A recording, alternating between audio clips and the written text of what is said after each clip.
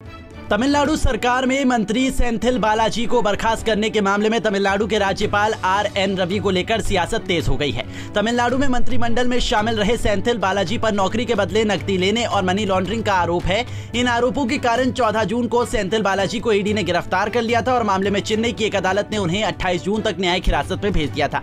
हालांकि गिरफ्तारी के समय सेंथिल बालाजी को तबियत बिगड़ने की वजह से चेन्नई के एक अस्पताल में भर्ती कराया गया, जहां उनका इलाज चल रहा है। सोशल मीडिया पर उनका एक वीडियो भी उस बीच खूब वायरल हुआ था, जिसमें ईडी की ओर से गिरफ्तारी के बाद सेंथिल बालाजी रोते दिखाई दे रहे थे।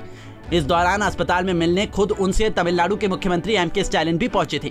इस बीच तमिलनाडु के मुख्यमंत्री ने सेंथिल बालाजी के पास रहे सभी विभागों को अन्य मंत्रियों को सौंप दिया, लेकिन उन्हें मंत्रिमंडल में बरकरार रखा था।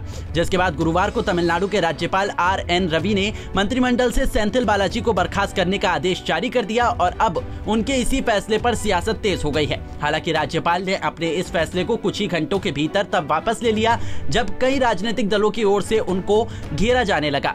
आपको बता दें कि सेंथिल बालाजी को मंत्रिमंडल से बर्खास्त किए जाने के राज्यपाल के फैसले पर आरोप लग रहे हैं कि उन्होंने बिना कानूनी सलाह के ऐसा फैसला ले लिया जो दिखाता है कि राज्यपाल को संविधान की जानकारी नहीं है और न ही वो अपनी जिम्मेदारियों को समझते हैं। पूर्व कांग्रेस नेता और राज्यसभा सांसद कपिल सिब्बल ने राज्यपाल आर.एन. रवि के इस फैसले को लेकर बीजेपी पर निशाना साधते हुए कहा है, पहले राज्यपाल का पद संवैधानिक होता था, उसका दुरुपयोग नहीं होता था, लेकिन जब से बीजेपी की सरकार आई है उन्होंने राज्यपाल के पद पर आरएसएस के लोगों और अपनी विचारधारा वाले लोगों को बिठा दिया है, जिनका काम है चुनी हुई सरकार को गिराना।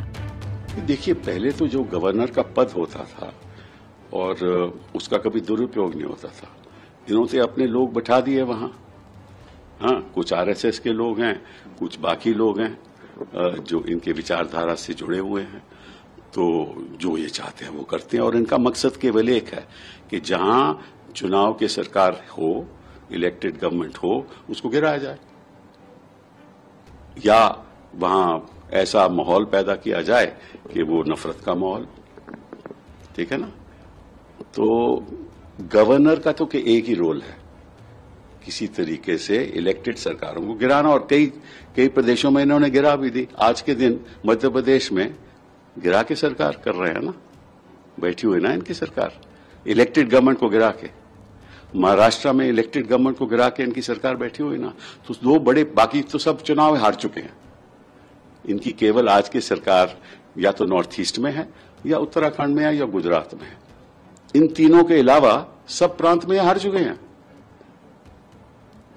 तो कहने का मतलब यह है कि काहे को इस देश में जो संविधान द्वारा जो स्तंभ किए गए थे, आप काहे को उनको गिरा रहे हो? किस लिए गिरा रहे हो? केवल 5 साल और रहने के लिए? आप देश के लिए नहीं सोचते? आगे वाले जो हमारे आगे वाली पीढ़ियों के बच्चों का क्या होगा, उसके बारे में नहीं आप सोचते? अगर आप यूनिफॉर्मिटी लाना चाहते हो तो इक्वालिटी लागू करो,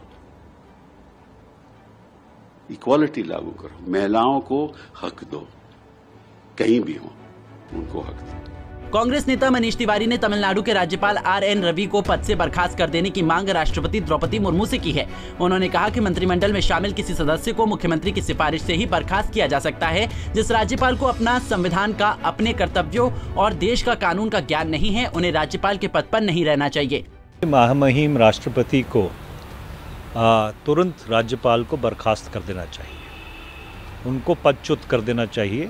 हिंदी में इसका मतलब है पद से हटा देना चाहिए, क्योंकि जो राज्यपाल अपनी संवैधानिक सीमाएं नहीं जानता, उसको अपने पद पे रहने का कोई औचित्य नहीं है।